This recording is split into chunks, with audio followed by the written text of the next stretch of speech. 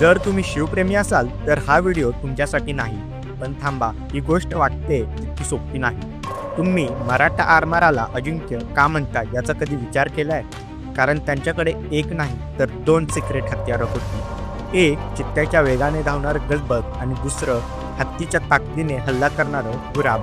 या दोन जहाजांमधला फरक समजल्याशिवाय तुम्हाला मराठ्यांचं समुद्रावरचं वर्चस्व कधीच कळणार नाही. गलबत होता मराठा आरमाराचा चित्ता, लहान, चपळ आणि धूर्त.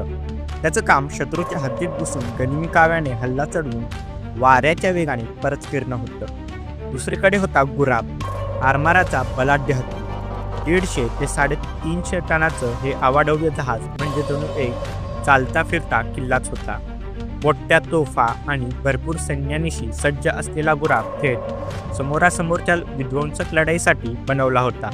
तर मग सिक्रेट काय होतं? चित्त्याचा वेग आणि हत्तीची ताकद. गलबताची चपळाई शत्रूला गोंधळात टाकायची आणि गुराबाची प्रचंड ताकद शत्रूचा पूर्णपणे विनाश करायची.